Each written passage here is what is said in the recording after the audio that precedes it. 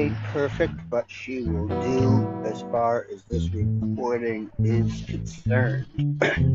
I gotta find a better, like, impromptu recording solution to get some better quality going on, because I don't know, I just I'm not feeling the audio quality. I feel like the audio quality could be much better than it is. So, but whatever. All right, so I watched, I guess prompted by narcissism and contrarian. That's where it started. So I was thinking, actually no, we did start with narcissism. I was thinking about what that is, and like I guess I would, if I'm to like think of the traits of a defined narcissist, I think I would check a lot of boxes. Most of those boxes unapologetically, and I think that unapologetically, where kind of like the morals come into play. I feel like those check boxes in anything are strictly objective descriptions as opposed to anything subjective like morality, or I guess morality is what we're talking about. So it's I associated being a narcissist, and in doing that, I started thinking about um, like, all right, well, if I am a narcissist, like, why is it such a bad thing to be a narcissist? And I started getting like kind of thinking about the, I don't know, what it means to be a narcissist. Like, it's the manipulation. It's not so much the actions that are bad; it's how those actions are applied. And is that a question for me? Is that a question of like the ends justify the means? Because I don't necessarily, I don't agree with that. Um, I think I can certainly use that as an argument in some cases, in a lot of cases, but those cases are usually, they're always hindsight.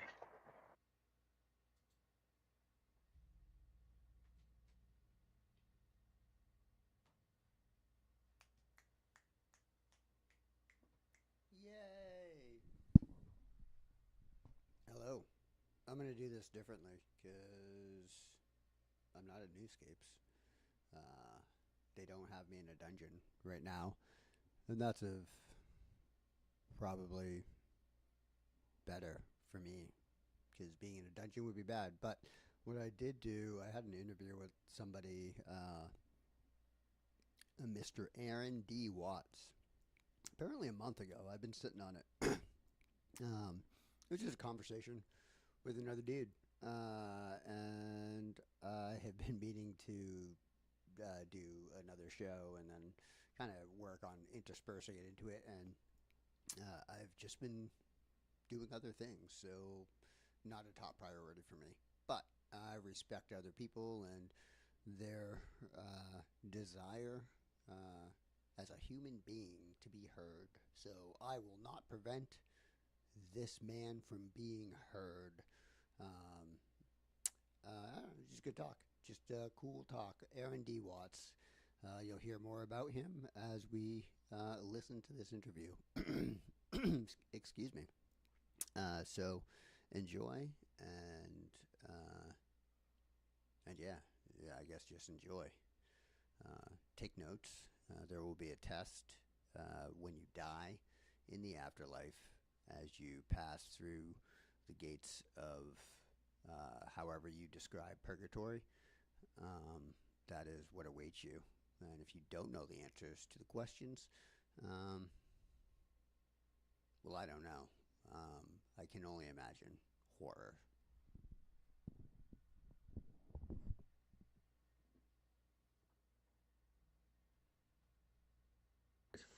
I was sitting there. I was like, I kind of want to ask him about this. I just started recording. I was like, I kind of want to ask him about this, like the StreamYard specifically, because, and let me double check this. All right. Uh oh, we're getting double. Hold on.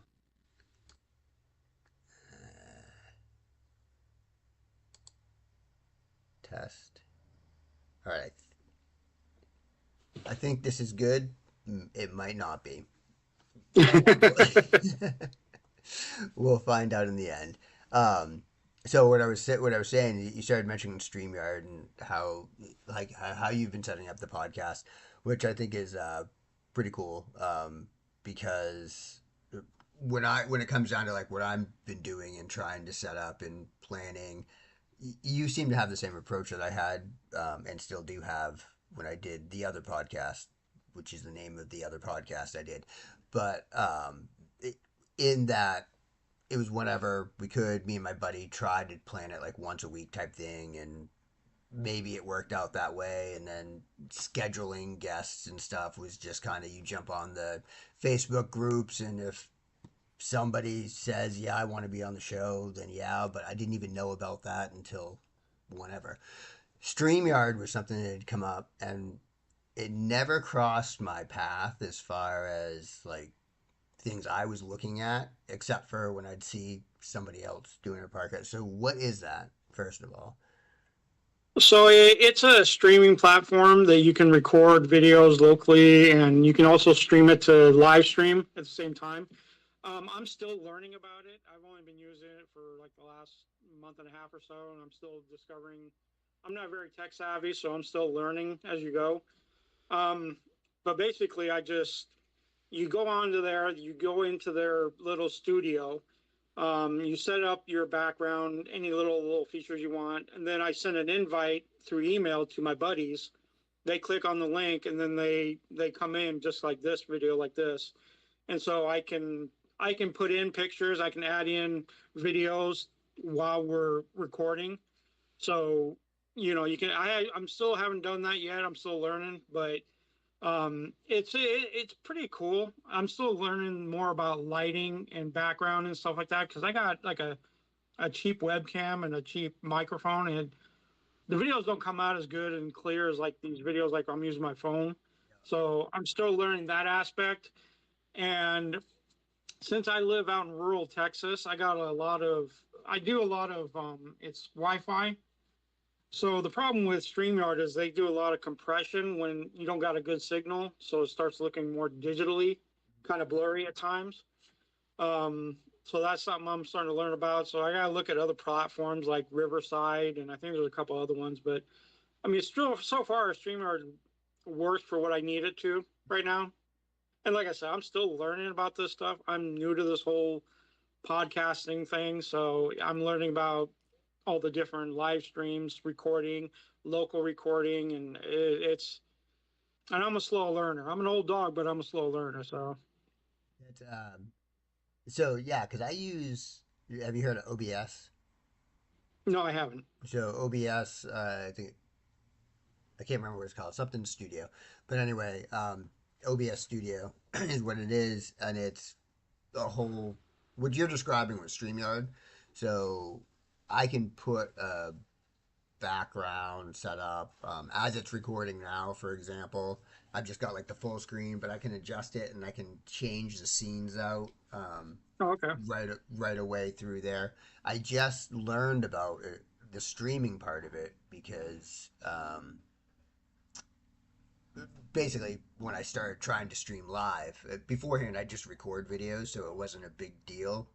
Um, Streaming it, I wasn't sure how I would do that through YouTube streaming because I was doing it through YouTube Live. But there's a thing right in it. It's like a streaming, and then in the settings, you just put in whatever your YouTube Live link is, whatever, and everything I Oh, can okay. do from OBS now. It's right there. It's cool. Anyway, check that out if you get bored with StreamYard at some point, and you're like, oh, what else is over here? It's pretty cool. But it's interesting how there are the different ways to go about it. And Yeah, and that's like I know people just use like Zoom and stuff like that, and they just record a Zoom and they kind of do that. And when I first got into this, I was trying to look around at different platforms, and StreamYard kept popping up a lot. I'm like, okay, I'll try this one, see how it comes out, see how the recording is, and how you can edit it and stuff like that, and then we'll see if I stick with it. I'm still just doing recordings. I'm not doing any kind of live stream yet. I'm honestly trying to get comfortable in front of a camera because I've always been kind of a shy person and kind of reserved, but in recent years I'm kind of starting to go, you know what, I gotta kind of go outside my comfort zone, and I've always wanted to do this kind of thing. So yeah, it's once I start getting more comfortable and know how to keep a conversation going, then I'll probably go to live streaming eventually. So we'll see. So with that,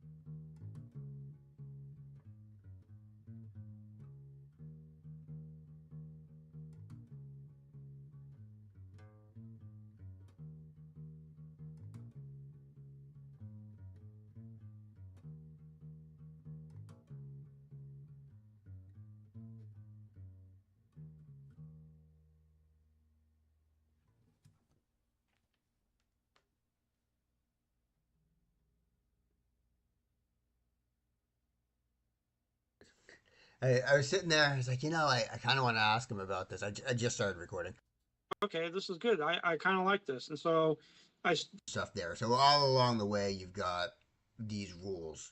This is how you act. This is what you do. This is the thing. Then you graduate, and then America says, figure it out. There are no more rules. Make your own rules. And then you fall into weird rules along the way that, whether they're good or bad, it's to be discussed. But for pet dog parents and pet parents, as you called it, uh, what would be, if you could go back and like write that rule book, the 10 commandments of pet parents, or maybe not 10, that's putting you on the spot. Top three. What do you think would be? well, I mean, to me, our dogs are our kids. I don't biologically have any kids. I have a stepson. Um, but I we treat our kids like our real kids. So they sleep on our bed, they sit on our couch, they go on rides with us. They're very spoiled, they're very pampered. If they have a medical issue, we take care of it right away. So to us, they're as close as family. So I think one of them is, you treat them with respect, you treat them with love, you treat them with kindness. Um, you have to have patience with them because one of our dogs is a Belgian Malinois, and that thing, she is the energy bunny on crack. I mean, she is nonstop energy. She's only 4 years old, so she's just and we've never had a Belgian before. We've had German Shepherds, and that's crazy. That was a learning curve, but she's as sweet as pie. So we have to keep our patience with her because we're older. We're like, she wants to play as soon as the sun comes up to the sun goes down. And we don't have that kind of energy, especially when we work, 10, 12, 14-hour days. But we have to find the energy and we got to try to do it. So it's just about as far as commandments, it's like, be kind, be nice, be sweet, love them like your own children. Don't mistreat them. So, if I were to be given a book of parenting, like, I think that what I would say for if somebody were to, if I were to go back in time and say, Andre, here's me from the future, and here's three things. One of them, I would say, would be not to worry about the cost of things. I think Yeah. compared to what people say when you're about to have a kid or whatever, it's, oh, all the money it's going to cost you and stuff. And like, yes, it costs money. So does everything else in life that matters. It costs money. It's not a ridiculous sum though. It's you Yeah. balance it out. It's not like it pops up and there's nothing to provide for that. Yes, in some cases I get that, but for in the situation that I was in at least, or most people that I knew or know, it's it's fine. It's another part of life. So that should not be the stress factor that some people would go into. Like that would be my top parent one, I think. And No, then it sounds good. I think if I were a dog parent, one of the rules that I had given to my kids was no patricide. That was just a flat out rule that I said you're not allowed to kill your father. So if I were a dog parent, I think I might do the same thing with the dogs because I think I'd have more of a threat factor at that point. But Yeah. No, I agree. what kind of dogs do you guys have? So we have three German Shepherds, the Belgian Malinois, and then our youngest is kind of it's a pit bull Shepherd Aussie catalog mix. He's kind of just a mutt. um, the king, we have a King Shepherd. One of the German Shepherds is a King Shepherd. He's 145 pounds. He's a very big dog. I mean, he dwarfs the other two, which are 85 pounds, and they're considered average.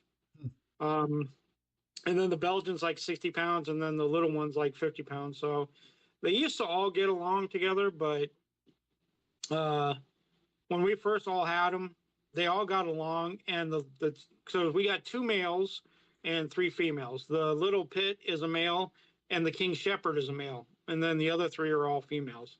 So the two males used to get along, but after we got the young one neutered, he became aggressive to the big one. So we have to keep them separate.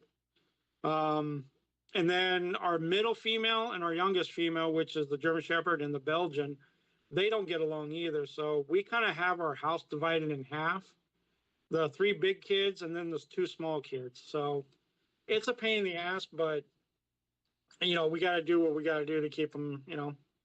But yeah, we had an incident with the two females. The German Shepherd attacked the Belgian and put a big hole in her leg. So we had to take her to the vet right away, and she almost hit one of the arteries. So we had her stitched up and everything, and it took a little bit to recover. But yeah, they some of them don't get along, and some of them do. So it's just Hmm. that's the thing with the rescues is you never know what background they come from. Um, the oldest, Miller, the biggest male, Mhm. he was chained to a tree all his life, and when the rescue got him, he couldn't pee, he couldn't poop, he had internal bleeding. He was a mess. I mean, half his coat was gone, and when we got, they nursed him back to health, and then we got him. He was like 95 pounds, and you could see his ribs. Wow. And now he's 145 pounds, and he's nice and plump and furry. So, then our next oldest one, Maya, we got her back in 2018 when we lived up in Washington State, and we were looking for another dog because I had one before I met my wife.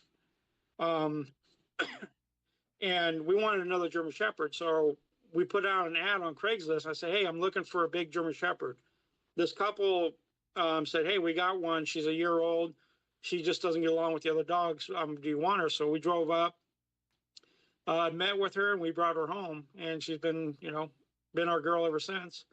And then Gracie is our third oldest.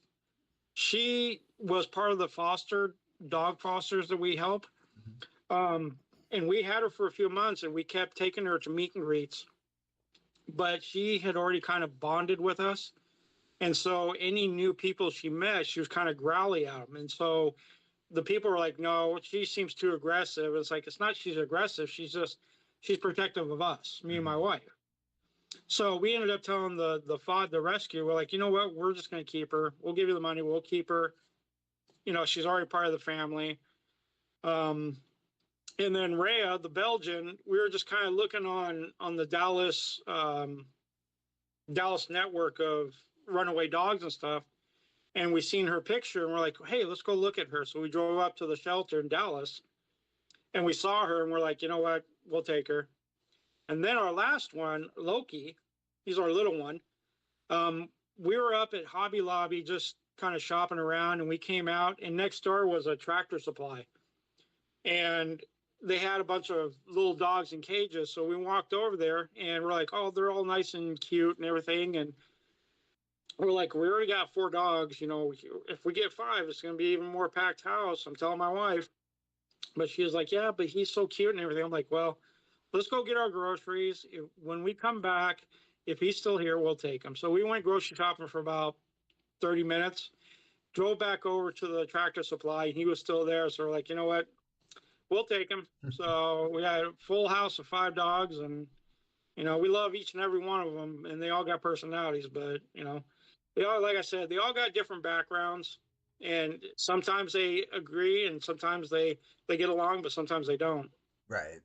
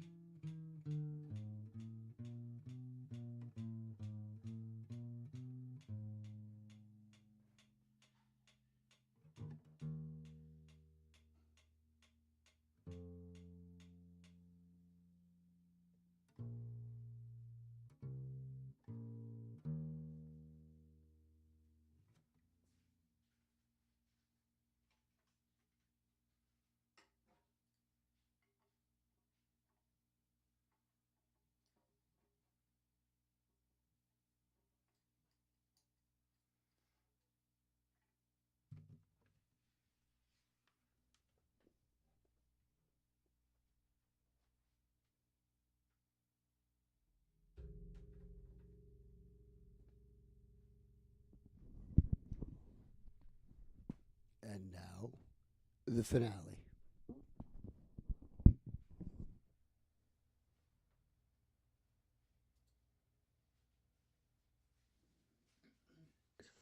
I was sitting there.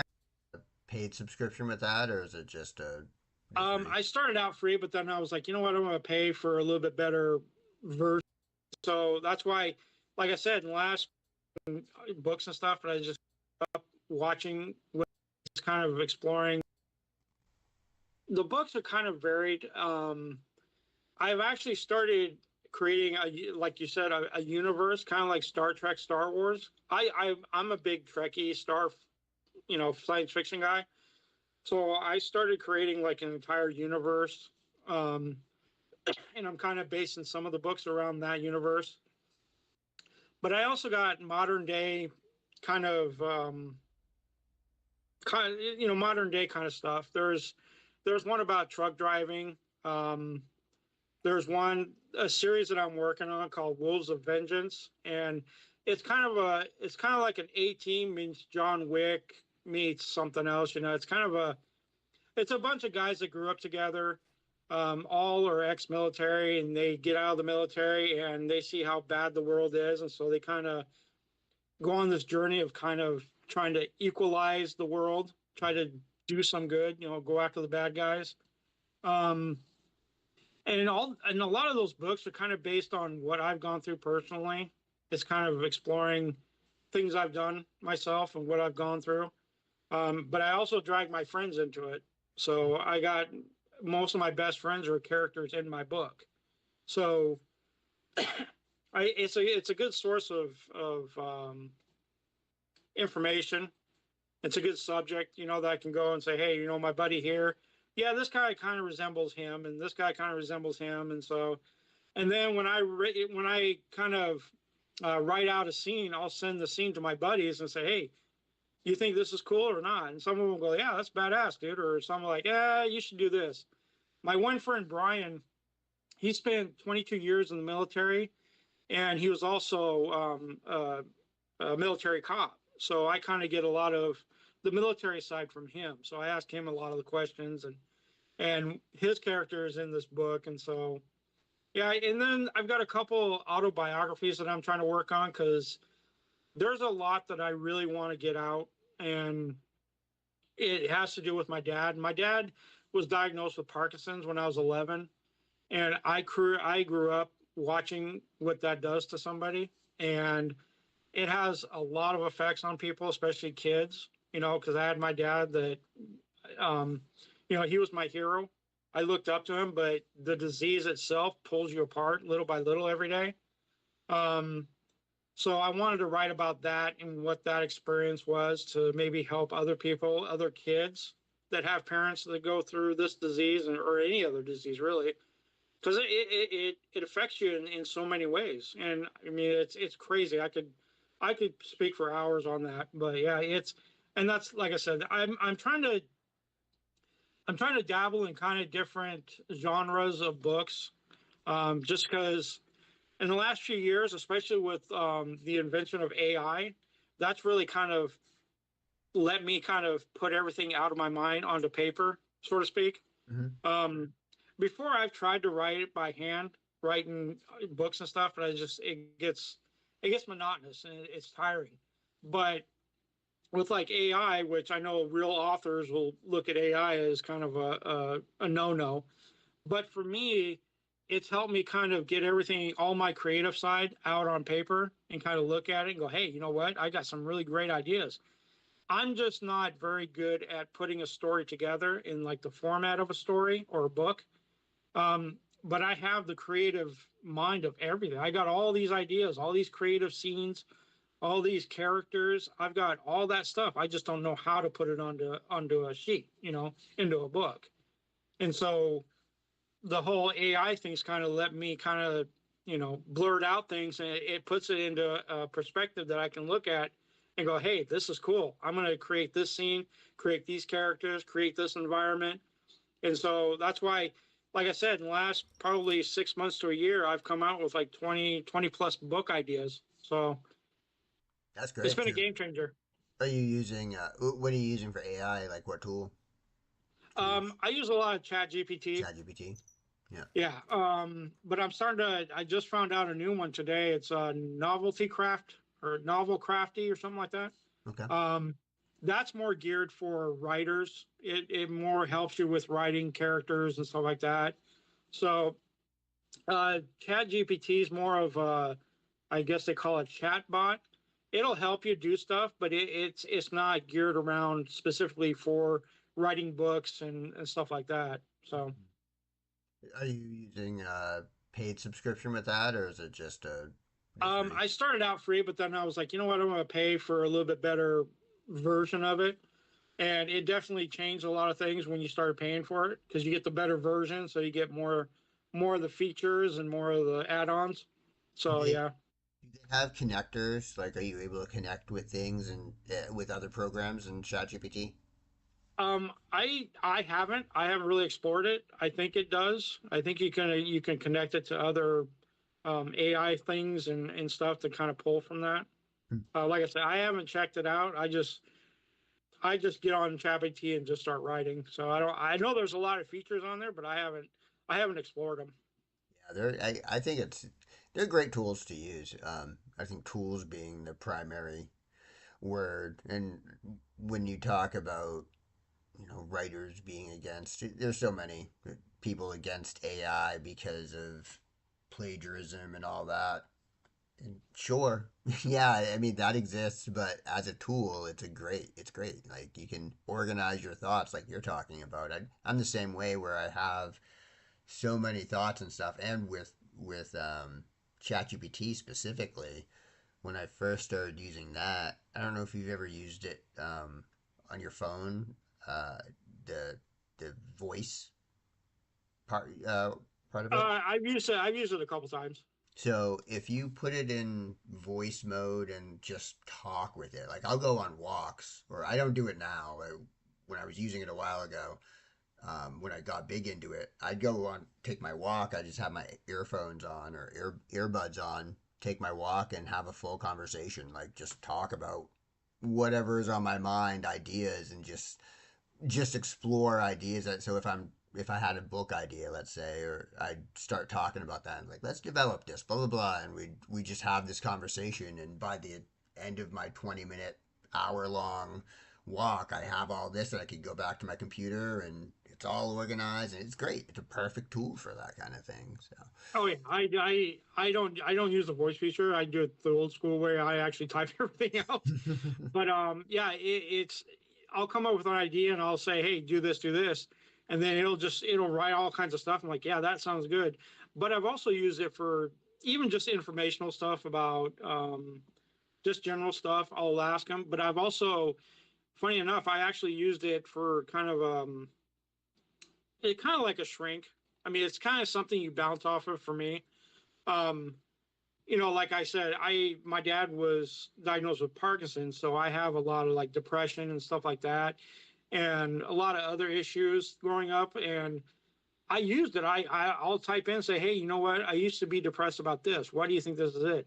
And it'll give me all kinds of different things. And actually, it's kind of enlightening for me at times. It's not a professional. Don't nobody, you know, don't get me wrong. Don't go to a professional. Don't think that chat's going to solve everything. But for me, it's actually helped me kind of understand a lot of things. Because my parents divorced when I was like 17, 18. And so there's a lot of like abandonment issues I have with my mom because I was left with my dad to take care of him. So I became his sole caregiver. And my mom left with my sister. So there was a lot of, you can look at it and go, okay, well, she left me. So I was like, you know what? Now I have relationship issues, growing up. And in my 20s, I couldn't really hold down a real relationship. And I had a failed marriage back in 2000. And so, but yeah, it helped me because I type out my feelings. I'd say, hey, you know what? This is how I'm feeling, or this is what made this feel. And it'll give me a bunch of suggestions and it'll give me, well, this happened because of this. You know, you felt overwhelmed, you felt this, you felt that. And so it kind of, because a long time ago, I used to go to a therapist. I used to go see a shrink, and I saw her for probably 7, 8 months, and talking to her, I just never felt like I got any kind of answers. And within a few weeks of talking to ChatGPT, I actually understood some of the things that happened while I was growing up. Why certain things happened to you, how it affected you, how you interpreted it. So, ChatGPT is pretty good for a lot of different things, not just for researching and writing books, but even just sitting there talking. Because if you don't feel comfortable talking to anybody, it's kind of a good soundboard that you can kind of bounce ideas off and say, hey, you know what? I'm feeling like this. And then it'll kind of talk to you and go, well, maybe you should change this, maybe do that. Maybe it's just that's making you feel like that. So yeah, it's been kind of a game changer in different fields. As you just described that, it kind of made me think of like a mirror. So like we look at a mirror, the reflection, and like we make our physical changes. We can understand how to clean up our face a little bit better because we're looking at that mirror, and that's our tool to do that. And I think Yeah. ChatGPT or AI in that sense of as you're using it, how you're describing it, kind of as that therapist, and you're using it as a mirror the same way, I think, and you're asking it the questions, and there's a lot of the um, criticism of AI that it what I'm saying, it mirrors you. It's programmed to agree with you along the way, which good, bad, or indifferent. That fine, but in the way that you're talking, that's a good thing. I think in terms of being able to get that reflection back and see, whether you're subconsciously recognizing something or consciously recognizing something, I think that's definitely there. I think that's neat. Yeah, because I mean, not everybody's going to be comfortable talking to a therapist, or maybe they can't even talk to their best friends. I mean, I, like I said, the guys I grew up with, I've known 40, 45 years. I would take a bullet for these guys. I know that if I'm in a tight spot, they're going to be there for me. But you know, the way we grew up, we don't really talk about our feelings. So even though I know I can talk to these guys about anything, we just never did.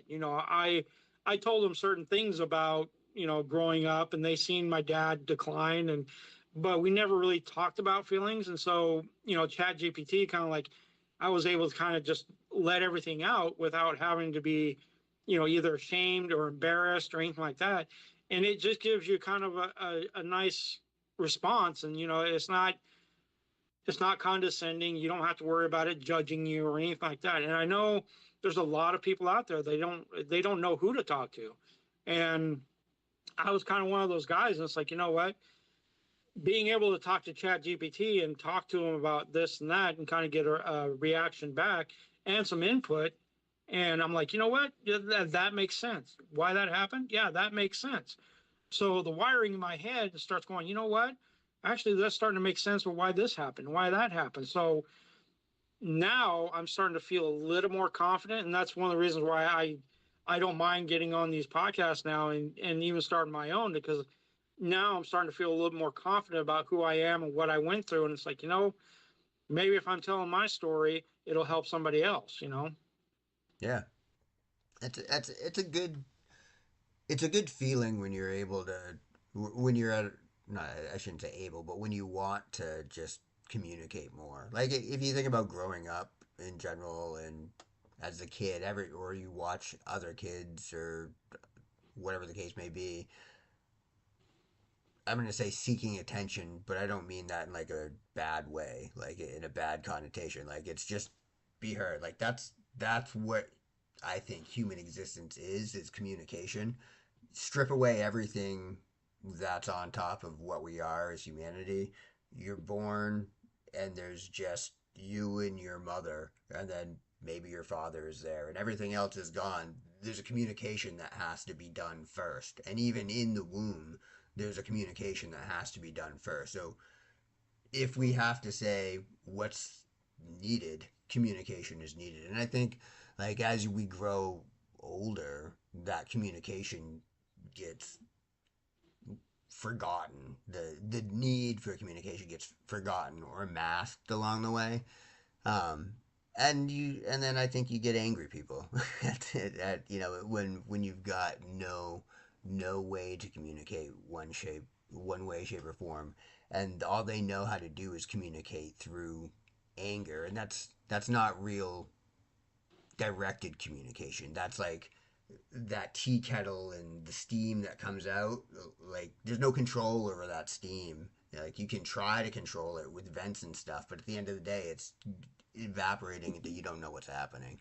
So I think it's Yeah. cool that like we have these. We're at this stage in society, in the world, technology. We can everybody has a way to do it. Like you can control that some way. I don't agree with it all the time. That's like, No, yeah. but it's Yeah, there. I have arguments with ChatGPT all the time. Like, I actually I was just talking to Amanda the other day about it, and she's heard me and seen me talk to ChatGPT or other AI, and I was talking about this one thing. She's like, "Were you rude to it again?" I was like, "It wasn't as bad this time. I actually reined myself." Yeah, yeah. In fact, earlier today, I was kind of writing a scene, and I was using ChatGPT, and it was try. I said, do this, rewrite this scene, do this, and do that, and so it would do it, but then it would kind of start shorthanding it and just start doing like one word responses, and then I'm like, no, that's not what I asked you. I instructed you to do this. Oh well, sorry, the image generator or this generator wasn't working, and it defaulted back to this. I said, well, that's not what I instructed. Are you? What am I paying for? I'm actually having like a real conversation, arguing with the damn computer, and I'm like, and I sit back and I'm going, you know what? Why am I doing this? Why am I arguing with a damn computer? It's just a response thing. So, but it is what it is. I have an embarrassing number of threads that I can go through and say, what, why did you waste 20 minutes of your life arguing with ChatGPT? But Oh yeah, I got ones where I'm in all caps saying, I did not tell you to do that. And it's like, sorry, yes, that's on me. That's my fault. The processor's doing this. I'm like, okay, well, change it. And then it keeps doing it. I'm like, you didn't change it. You know. So it's funny. I look back and I just laugh at it, but when you said the what am I paying you for? I'm like, yeah, I've said that exact thing. yeah, exactly. I'm like, I'm paying for a subscription and this is the results I get. Come on. Right? I thought you're supposed to be in artificial intelligence. You seem to be artificial semi-intelligence. Yeah. There's something missing. Something missing. Yeah.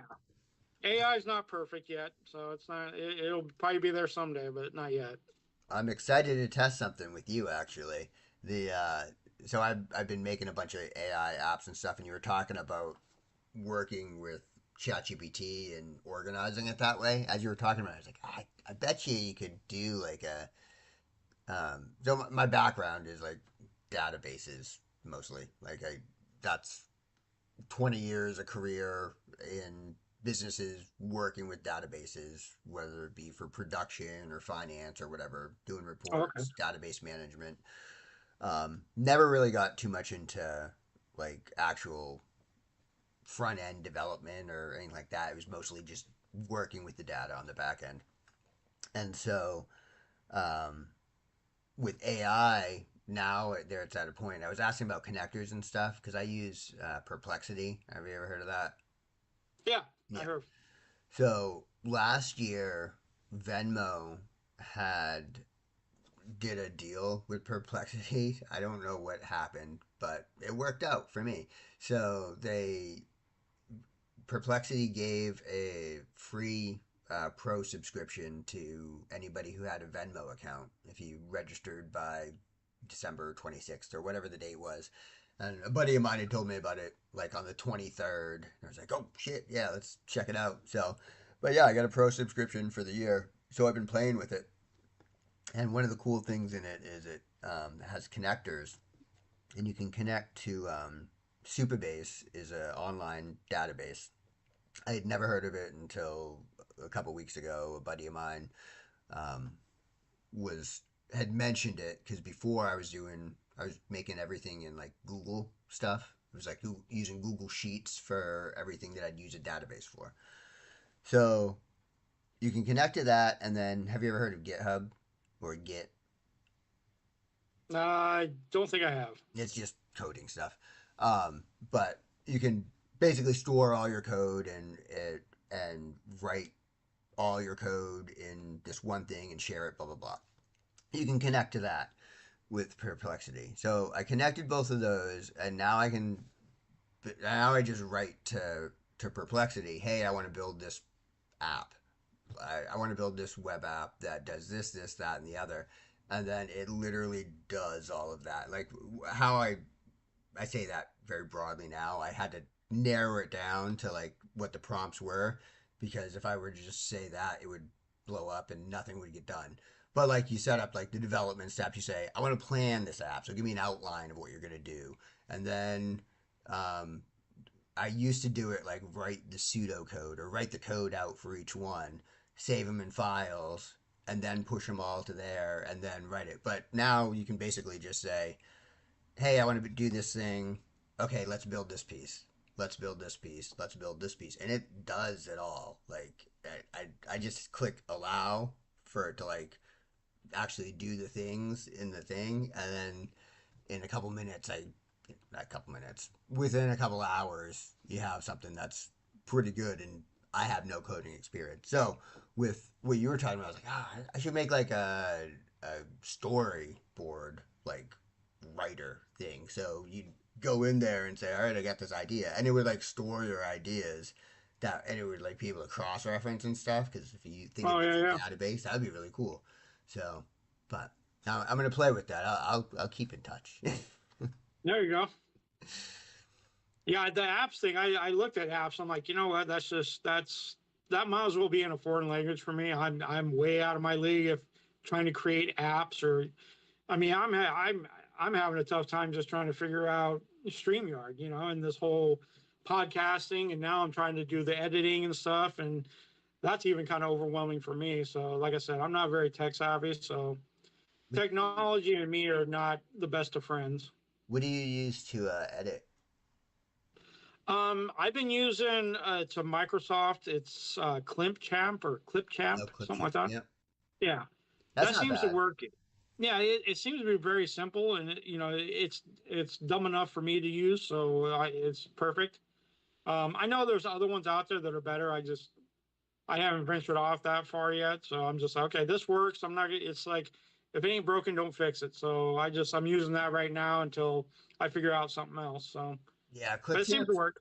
It's great. That's actually my backup go to because I had Adobe, um, that whole suite, and that was great. But I did not have the money to be spending on that anymore. Yeah, Because I think it's not too bad if you're monetizing, like if you're able to make money off the investment, but because it's only, I say only, it's like $700 a year. You get a lot with it though. yeah.